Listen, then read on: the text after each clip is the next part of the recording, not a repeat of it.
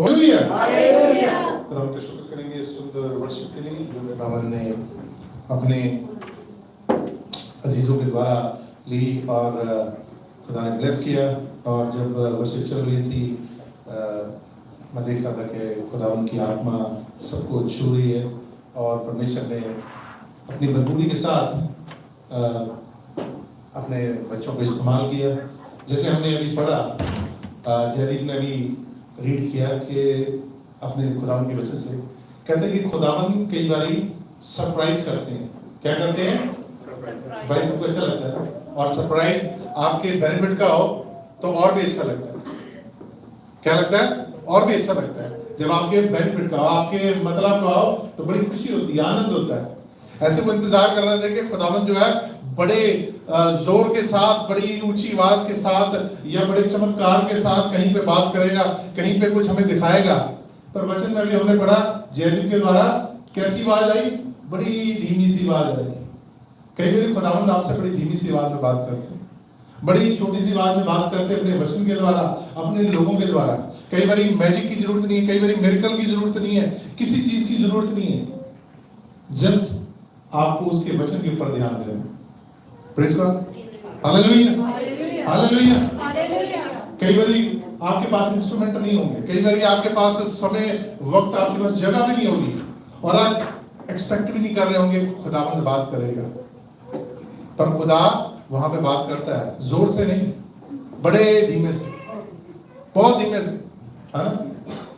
कई बार आपके काम पे, कई बार आपके बिजनेस जगह पे, कई बार आप अपने घर में बड़े बिजी हैं, आप सोच रहे हैं कि आज बात नहीं होगी, आज खुदावंद बात नहीं करेगा, पर खुदावंद उसी समय बात करता है जब आप एक्सपेक्ट नहीं कर रहे। क्यों? उसका रीजन है क्योंकि खुदावंद अपने समय से चलते हैं, अपने तरीके से चलते हैं। वो हमारे टाइमिंग या हमारे अकॉर्डिंग नहीं चलते। खुदावंद का अपना समय, अपना वक्त है, अपना स्केड्यूल है, अपना तरीका है। Praise God, hallelujah. आइए वचन में जाने से पहले अपनी आंखों को बंद करेंगे, सिरों को झुकाएंगे खुदावंद की प्रेजेंस में, उसकी हुजूरी में। हमारे स्वर्गीय पिता आपकी प्रेजेंस में आते हैं, आपकी हुजूरी में आते हैं, आपके तख्त के सामने आते हैं, आपके न्याय वाले तख्त के सामने आते हैं। जो आपने ये सुंदर वर्शिप अपने बच्चों के द्वारा ली, उसको स्वर्ग में कबूल करें खुदावंद। जैसे फरिश्ते उस स्वर्ग में आराधना करते हैं, आपकी प्रस्तिश, आपकी महिमा करते हैं, वैसे ही हम भी आपकी खुदावंद अपने दिलों को, मनों को झुकाते हुए आपकी प्रस्तिश, आपकी महिमा करते हैं खुदावंद। जब आपके हम जिंदा कलाम से पढ़ने जा रहे हैं, जो भी वचन है वो खुदावंद आपकी ओर से, आपकी आत्मा हमारी रहनुमाई करे, अगुवाई करे। यह आपका जिंदा वचन हर एक के दिलों को, मनों को ये जांचते परखते हुए खुदावंद इसको प्योर करे, खुदावंद इसको साफ करे, इसको तैयार करे आपके आने के लिए। जब आपका बेटा यीशु मसीह आए, हम उसके साथ जाने वाले हैं। आगे का समय आपके नेक और पाक और जलाने हाथ में देते हैं, आपके बेटे यीशु मसीह का नाम लेके मांगते हैं, आमीन। प्रेज़ गॉड, हालेलुया, आमीन, हालेलुया, हालेलुया, हालेलुया। जैसे कि आज का हमारा जो वचन था वो था इफिशियंस चैप्टर 4 वर्स 32 आपने पढ़ा और बड़ा सुंदर वचन है। और पढ़े हम एक दूसरे से। ये आज मैं एक पास्टर पॉल वॉशर है, बहुत अच्छे इवेंजलिस्ट हैं और बहुत वो दुनिया में जाके प्रचार करते हैं, पर उनका प्रचार जो है बहुत सारे लोगों को पसंद नहीं आता है। वो पसंद इसलिए नहीं आता है कि ना तो वो तरक्की के बारे में बात करते हैं, ना वो ब्लेसिंग्स के बारे में बात करते हैं, इसलिए उनको पसंद नहीं आता। पर जो पसंद करते हैं वो दुनिया के कोने कोने में लोग बैठे हैं और उनको सुनते हैं। तो वो उनसे किसी नए इंटरव्यू में बैठे थे किसी यूनिवर्सिटी में, आई थिंक वहाँ पे चल रही थी थियोलॉजी की कॉन्फ्रेंस चल रही होगी, तो वहाँ बैठे और किसी ने सवाल पूछा कि आज चर्च को सबसे बड़ा खतरा क्या है। पूछा कि आज चर्च को, क्रिश्चियनिटी को सबसे बड़ा खतरा क्या है।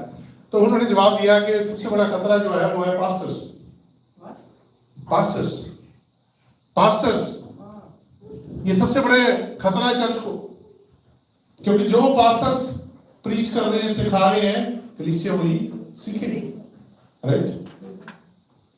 और पास्टर्स बड़ा कलीसिया को बड़ा सेंसिटिव बना रहे हैं, बहुत ज्यादा उनको नरम बना रहे हैं।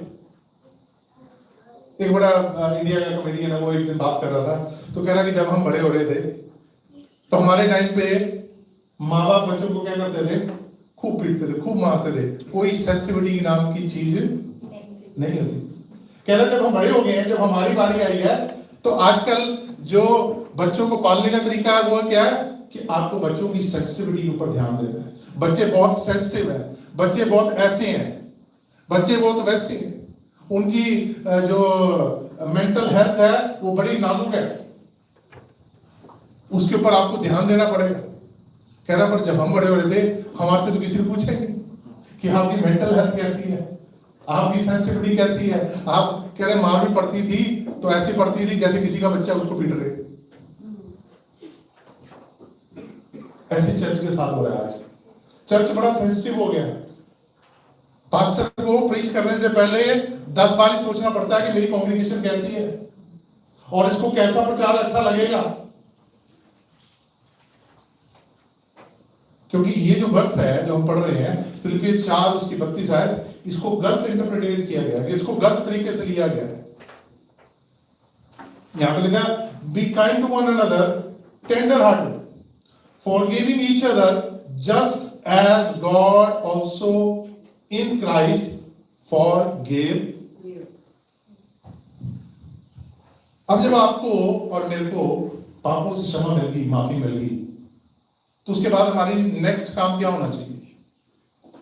जो मेरा आज जो टॉपिक भी रहेगा, क्या हमने सच में पश्चाताप कर लिया है? Did we truly repented? क्या हमने सच में पश्चाताप कर लिया है? क्योंकि जब हमने मसीह में आए तो हमने सबसे पहला काम क्या किया? यीशु मसीह ने जब हुक्म दिया तो क्या कहा कि जाओ दुनिया में प्रचार करो और उनको क्या बोलो, क्या करो? पश्चाताप करो, repent and be baptized। अब जो repent का मतलब ग्रीक मतलब है, repent का ग्रीक मतलब है, जो वर्ड repent की जगह यूज किया गया, इंग्लिश में repent यूज किया गया और ग्रीक में जो वर्ड है उसका मतलब है चेंज ऑफ माइंड। मतलब आपका मन बदल गया। क्या हो गया जी? मन बदल गया। अब मन बदलने का मतलब होता है कि आप अगर कहीं पे काम कर रहे हैं, जॉब कर रहे हैं, बिजनेस कर रहे हैं, आपका मन बदला, आपके मन ने कहा कि मैंने यहां पे काम नहीं करना, तो आप क्या करेंगे? उस जगह को क्या करेंगे कि वहीं पे अड़े रहेंगे। आपने मन में मान लिया कि मैंने छोड़ दिया, पर काम वहीं पे कर रहे हैं, तो उसका मतलब क्या हुआ कि आपका मन नहीं बदला। आप किसी आपके फ्रेंडशिप है या दोस्त है या रिलेशनशिप है, आपका मन बदल गया है कि नहीं यहां पे ये गलत हो रहा है, मैंने यहां पे इसके साथ यहां पे रिश्ता नहीं रखना, रिलेशनशिप नहीं रखना, तो आप क्या करेंगे? उसको छोड़ के वहीं पे रहेंगे, छोड़ देंगे। उसका छोड़ने का रीजन था, उसका छोड़ने का रीजन ये है कि आप उस चीज को बर्दाश्त। इसी तरीके से खुदा भी पाप को बर्दाश्त नहीं कि करता है। खुदा कभी भी पाप की जगह पे, उस जगह पे नहीं, प्रेजेंस में नहीं आता। He can bring the sinner in the presence, but he cannot go into the sinner's presence। पापी को वो अपनी प्रेजेंस में लेके आ सकता है, पर पापी की प्रेजेंस में खुदाबंद नहीं। दोनों अलग बातें। जब आपने पश्चाताप किया, मैंने पश्चाताप किया, हमने रिपेंट किया, तो हमने अपने मन को बदला कि नहीं बदला? आज हमारे होली कम्युनियन भी जब इसमें हम शामिल होने जा रहे हैं, आज हमारा सवाल अपने आप से रहेगा, क्या मैंने सच्ची में पश्चाताप किया? कि सिर्फ मैंने दुनिया को दिखाने के लिए, मैंने अपने रिश्तेदारों को दिखाने के लिए, मैंने अपने बहन भाइयों को दिखाने के लिए, या मैंने किसी को खुश करने के लिए? जब हम गाड़ी में रहते थे तो आज मैं बता रहा था कि इंडिया में एक बार 2 बारी अर्थक्वेक आए थे, राइट। एक बारी आया था 26 जनवरी को, जब बहुत बड़ा नुकसान हुआ था गुजरात में भी। उसके बाद एक बारी और आया था जब पाकिस्तान में नुकसान हुआ था, तो मेरे को डेट नहीं याद एग्जैक्ट। तो हुआ क्या था, उस दिन वीकडे था और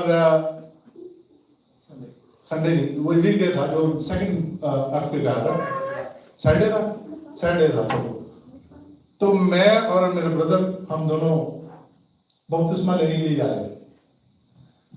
ये मैं आपको रियल स्टोरी बता रहा हूँ अपनी। हम बपतिस्मा लेने के लिए जा रहे हैं और हम फार्म हाउस में गए, वहाँ पे पंचकुला के पास एक बहुत बड़ा, एक हमारे नोन टू पास्टर है, उनकी अब डेथ हो गई है, तो उनका बहुत बड़ा फार्म हाउस था। तो वहाँ पे गए हम, उनके वहाँ पे स्विमिंग पूल था, तो वहाँ पे हमने बपतिस्मा लेना था। हमने पूरी बातचीत होगी, जो पास्टर हमारे साथ जा रहे थे उन्होंने अपने आप को प्रिपेयर किया। एक और लड़की थी जिसने बपतिस्मा लेना था, तो हम 3 जनों ने उस दिन बपतिस्मा लेना था और हम चले गए। जैसे वहाँ पहुंचे तो सब रेडी हो रहे कि हाँ जी बैप्टिज्म लेना है, और राइट मोमेंट के ऊपर हम दोनों बैकआउट कर गए, हमने नहीं लेना। राइट मोमेंट पे बपतिस्मा लेने से पहले हम बैकआउट करके हमने नहीं लेना। तो जो पास्टर थी वो उन्होंने कहा, वो हमारे आंटी थे, वो पास्टर थे, उन्होंने कहा कि नहीं ऐसे नहीं है, तुम्हें लेना ही है, अब तुमने फैसला किया था, तुमने एग्री किया था। तो कहते नहीं चलो अंदर चलते हैं, बात करते, क्या बात हुई है, क्यों आप पीछे हट रहे हो। हम जैसे ही अंदर जाके बैठे हैं उस कमरे के अंदर, उनका उन्होंने बना रखा था एक रूम सा विजिटर्स के लिए, तो जब वहां पे जाके हम बैठे हैं उसी वक्त अर्थक्वेक आया। और अर्थक्वेक इतना आया कि हमें दिख रहा है कि हमारा जो पंखा है ऐसे हिल रहा है, हमारे आगे पीछे जो वॉल के ऊपर तस्वीरें थी वो स्विंग हो रही हैं पूरी, और हम निकल के सब बाहर। और जब हम बाहर आए तो स्विमिंग पूल का पानी जो है वो ऐसे छलांगे मार रहा है। तो वो बोलने लगी, उन्होंने हमें बोला, कहती देखो ये तुम्हारी गलती, तुम दोनों पापी है ना, तुम इकरार नहीं कर रहे, पश्चाताप नहीं कर रहे, परमेश्वर तुम्हें क्या कह रहा है करो। पर हमें बपतिस्मा नहीं दिया उस दिन, वो सारा कैंसिल हो गया। पर उस लड़की ने लिया उसके बाद, अर्थक्वेक के बाद हमें फिर नहीं लिया। Sometimes God gives you sign.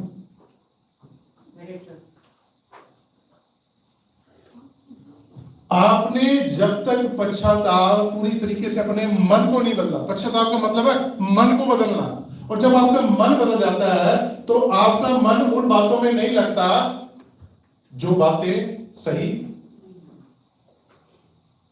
और इसका आपका मन बदला या नहीं बदला, इसकी निशानियां होती है।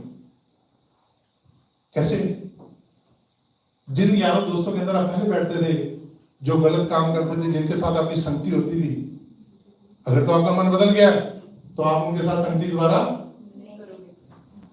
आप उनके साथ खाना पीना उठना बैठना उस तरीके का नहीं करोगे। हाँ, ये नहीं है कि आप उनसे भी बोलने बंद कर दोगे, that is not Christian life.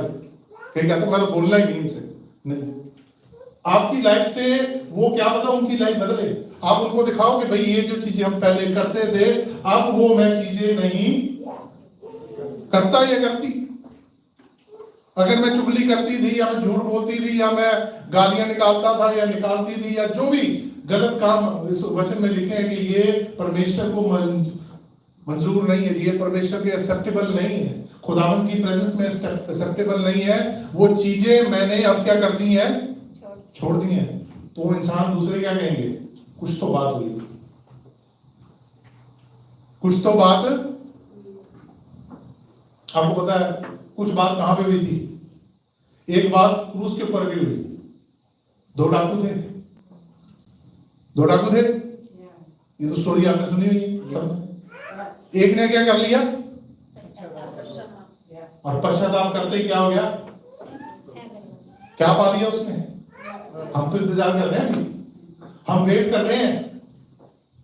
उसने उसी समय जाना, उसने अपने माइंड को चेंज किया, उसने पश्चाताप किया रैली, और उसने क्या किया, स्वर्ग को पा लिया। Praise God. क्योंकि वचन हम देखते हैं फिलिप्पी एक बार उसकी 6 है, फिलिप्पियों की किताब उसका चैप्टर 1 वर्स 6, इसमें लिखता है, मुझे इस बात का भरोसा है कि जिसने तुम में अच्छा काम आरंभ किया है वही उसे यीशु मसीह के दिन तक पूरा करेगा।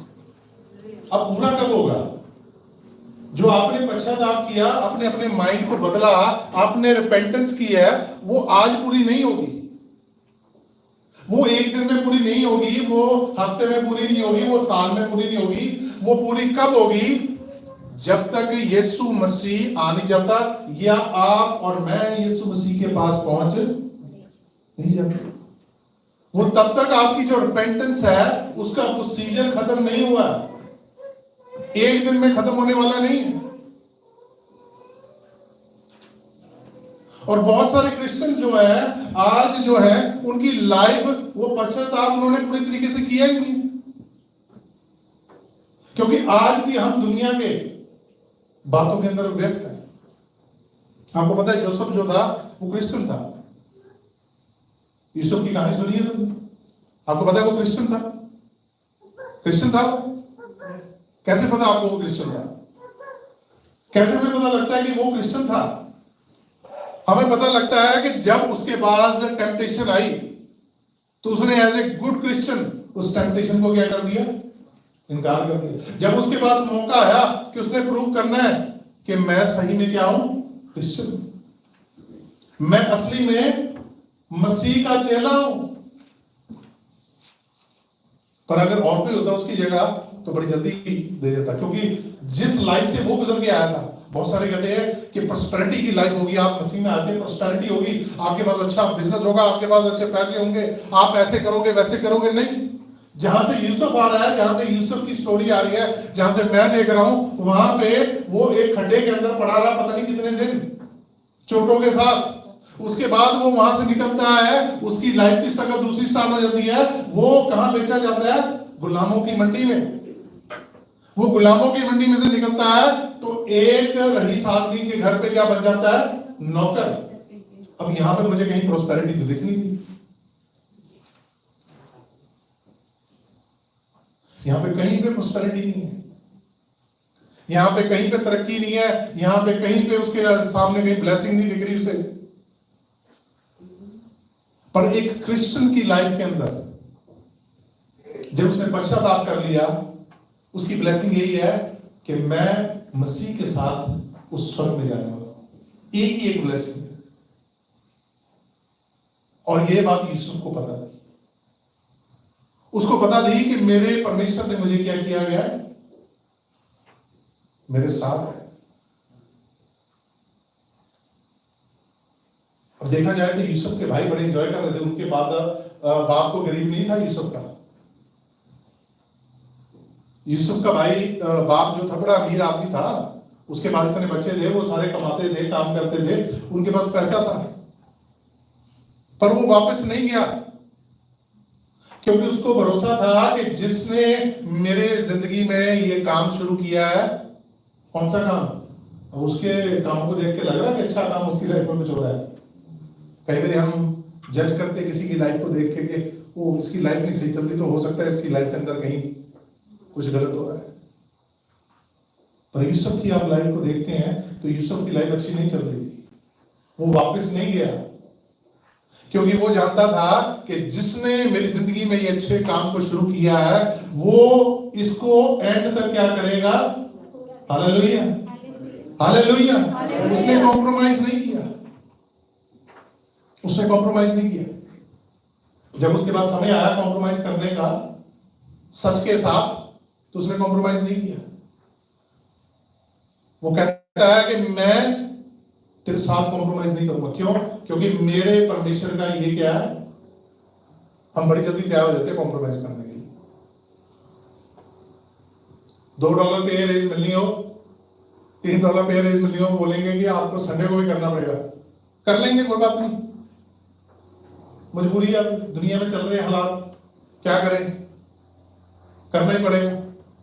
आपको आज इधर दिन करना पड़ेगा, उधर हमने जाना है कहीं पे प्रचार के लिए या किसी बीमार के लिए प्रार्थना करने जाना है। वो बोलेंगे आज आपको एक्स्ट्रा मनी मिलेगी। क्या बोलेंगे हम? कोई बात नहीं, उसको बोलते थोड़ी देर रुक जा, मैं काम करके फिर पहुंच। क्यों? आजकल हालात ऐसे चल रहे हैं। यूसुफ के हालात कैसे चल रहे थे? गुलामों को बड़ा अच्छा कपड़ा दिया जाता है, गुलामों को अच्छी रोटी दी जाती है। रोमन टाइम्स की अगर आप हिस्ट्री निकाल के देखें तो जब वो गुलामों को देते थे या उस जमाने में भी गुलाम को जब देते थे, जो घर में बच जाता था या सबसे घटिया वाला जो अनाज होता था, जो सबसे खराब होता था, वो उनको खाने को दिया जाता था। पहनने को कपड़े नहीं दिए जाते थे, सोने को जगह नहीं दी जाती थी, जमीन पे सोते थे, जहां पे जानवर रहते थे वहीं पे गुलाम भी। तो यूसुफ ने कॉम्प्रोमाइज क्यों नहीं किया? अब सवाल उठ जाता है कि हम यूसुफ नहीं बन सकते। आपको यूसुफ नहीं बनना है, आपको मसीह के फॉलोअर बनना है, फॉलोअर ऑफ क्राइस्ट। हालेलुया। आपको अब्राहम नहीं बनना है, आपको दाऊद नहीं बनना है, ना ही को बन सकता है। परमेश्वर ने हर किसी की लाइफ की जर्नी अलग रखी है, उसकी जो डेस्टिनेशन है वो अलग रखी है। हमें किसी को कॉपी नहीं करना है। आपके लिए आपका खुदा ने अलग तैयार कर रखा है। अगर आपने सच में पश्चाताप किया है, तो जो दुनिया में हमें दिख रहा है, जिन्होंने पश्चाताप किया गया होता है, जो यूसुफ था उसने पश्चाताप कर रखा था, उसे दिख रहा था कि परमेश्वर ने जो मेरे को दिखाया है विजन, वो एक ना एक दिन पूरा जरूर होगा। भले मैं आज कहां पड़ा हूं, मैं आज खड्डे में पड़ा हूं, भले आज मैं जेल में हूं, मेरे ऊपर केस चल रहा है, मैं पता नहीं यहां से कब बरी होऊंगा, पर मेरी लाइफ के अंदर जो उसने वादा किया है, जो उसने शुरुआत की है, उस शुरुआत को वो क्या करेगा, एक दिन पूरा करेगा। हालेलुया। मुझे कॉम्प्रोमाइज करने की जरूरत नहीं है। इसको कह रहा मुझे कॉम्प्रोमाइज करने की जरूरत है। पर आज के क्रिश्चियन और चर्चेस बड़ी जल्दी कॉम्प्रोमाइज कर लेते हैं। अभी पोप की एक स्टेटमेंट थी कि सब धर्म एक ही है। पोप क्रिश्चियनिटी के अंदर सबसे ज्यादा कैथोलिक्स हैं, है ना, उनके फॉलोअर सबसे ज्यादा है, और वो पूरा कंट्रोल भी करते हैं सब चीजों को। तो पोप की स्टेटमेंट है कि सब धर्म एक जैसे, हम सब इसको किसकी आराधना कर रहे हैं, एक ही भगवान की कर रहे हैं। And that is not true. वो सही नहीं है। तो कहने वाले कहते हैं कि जो पोप भी तो एक मसीह के प्रचारक है, वो भी तो क्रिश्चियन है। नहीं, एक पश्चाताप करे हुए क्रिश्चियन को एक सही मसीह और एक जो मसीह सही नहीं चल रहा, उसमें फर्क करना आना चाहिए। इसलिए लिखा है कि एक पवित्र आत्मा से भरा हुआ इंसान परख कर लेगा इंसान की, पर उसकी परख कोई नहीं कर सकता। वो जान लेगा, वो परख कर लेगा। क्यों कर लेगा? क्योंकि उसके पास खुदा ने आत्मा दी है परख करने की, और वो परखता है। जब आप पश्चाताप कर लेते हो, आप चीजों को पहचानने लग जाओगे, क्योंकि आपका जो माइंड है दुनिया की चीजों से हट जाएगा, दुनिया की बातों से हट जाएगा, और आपकी जो आत्मिक आंखें हैं वो खुल जाएंगी। जब पौलुस ने पश्चाताप किया तो उसकी आंखें खुली। स्टोरी देखी आपने सब पौलुस की, पढ़ी। जब उसने पश्चाताप किया, क्या वो दोबारा दुनिया के साथ मिला? क्या उसने दुनिया की बातों को दोबारा से अपनी लाइफ में पूरा होने दिया? वो निकला किस काम था? वो निकला था क्रिश्चियंस को क्या करने के लिए, जो मसीह लोग हैं उनको पकड़ के जेल में डालने के लिए। घर से वो इसी काम पे निकला है, क्योंकि उसको ऑर्डर दिया गया था, क्योंकि वो बहुत एक बड़ी पोजीशन पे था एज ए यूथियों के उस जमाने के अंदर। वो एज ए लगा लो डीसी, जो आज का हम इन्हें में कहते हैं कि डिस्ट्रिक्ट कलेक्टर है, उस जमाने का वो उस टाइम पे वो एक डिस्ट्रिक्ट कलेक्टर था या मेयर था, जिसको ऑर्डर मिला ऊपर से कि तुमने क्या करना है, मसीह लोगों को क्या करना है, जेल में करना है। पर वो जब रास्ते में जा रहा था, खुदा की रूह ने उसके साथ एनकाउंटर किया, यीशु का उसके साथ एनकाउंटर हुआ। उस प्रेजेंस में उसने क्या किया? उसने पश्चाताप किया, उसने रिपेंटेंस की कि मैं क्या था, पापी था, आज के बाद मैं उन गुनाहों को दोबारा से नहीं, और मैं अब से क्या करूंगा, मसीह के पीछे। उसने पीछे चलना छोड़ा नहीं। क्यों नहीं छोड़ा? उसकी लाइफ के अंदर सब उससे पहले क्या था, उसकी लाइफ के अंदर दौलत भी थी, उसकी लाइफ के अंदर शोहरत भी थी, और उसकी लाइफ के अंदर पावर भी थी। तीनों चीजें उसके पास थी। पौलुस के पास पैसा, फेम और पावर। अगर वो वहां पे किसी को कह दे कि इसको सजा दे दी जाए, तो वो अगर उसने कह दिया सजा दे दी जाए, तो उसके नाम पे वो सजा वो दे सकता था। वो उसके बाद, क्योंकि उसके ऊपर जो था सिर्फ नेक्स्ट हाई प्रीस्ट था, और वो नेक्स्ट टू हाई प्रीस्ट था, तो हो सकता है कि आने वाले टाइम में वो सबसे ऊपर हाई प्रीस्ट हो जाता यूनियन टाइम पे। पर पौलुस ने जब पश्चाताप किया, उसने अपने आप का पापों का अंगीकार किया, वो दोबारा मुड़ा नहीं, और उसकी लाइफ के अंदर बहुत प्रॉब्लम्स थी। कहां वो जेलों में रह रहा है, कहां जो इंसान, आपको पता है ना कि यहूदी समाज के अंदर जो प्रीस्ट होता है उसकी बड़ी इज्जत करते हैं, आज भी है। आज भी जो प्रीस्ट है उसकी इतनी इज्जत की जाती है कि अगर वो कुछ कह रहा है तो पूरी यहूदी समाज उस बात को मानता है, उसके अगेंस्ट नहीं जाता है। और उस समय में भी था। पौलुस जो है वो पश्चाताप करने के बाद दोबारा वापस नहीं मुड़ रहा है। पर आज जब वो पौलुस के जो खत लिखे गए हैं उसको पढ़ने के बावजूद आज भी बहुत सारे क्रिश्चियन हैं, वो दुनिया के साथ फिर जुड़ जाते हैं। और उनका रीजन क्या होता है कि हमें क्या करना पड़ेगा, कॉम्प्रोमाइज करना पड़ेगा, उनके साथ रहना पड़ेगा। और ये नहीं होना चाहिए, क्योंकि जब हम खुदा से मांगते हैं, हम खुदा को कहते हैं कि हमारी एक आदत को छुड़ा दे। खुदा को कहते हैं ना, बहुत सारे हम कहते हैं कि हमारी ये आदत है, हमारी छुड़ा दो। अगर आपने पश्चाताप सही में किया होगा तो खुदा वचन से लिखते हैं, कहते हैं कि तुम्हें छोड़नी पड़ेगी। You have to give it. मैं नहीं छुड़ा सकता हूं, तुम्हें छोड़नी पड़ेगी। पौलुस की आदत बन चुकी थी। क्या आदत बन गई थी? उसको मजा आता था। पौलुस को क्रिश्चियंस को परसिक्यूट करने के अंदर उसको क्या आता था? अच्छा लगता था, वो एंजॉय करता था। क्योंकि जब आप अपनी पावर दिखाते हो, है ना, इंसानों को अपनी हुकूमत पावर दिखाते हो, तो कितना खुशी होती है अंदर से कि मेरे से लोग उसके नाम से डरते थे। कि पौलुस, क्या नाम रखा होता उसका, किसको पता है? उससे पहले साउल ऑफ टार्सस, उसका नाम ऐसे चलता था। जैसे बोलते हैं ना, हम बोलते हैं आजकल, हम सुनते हैं बड़े गैंगस्टर्स के नाम सुनते हैं, वैसे ही पौलुस का नाम जो लिया जाता था, पौलुस ऑफ टार्सस। और बोला जाता था कि बहुत ही ज्यादा क्या है,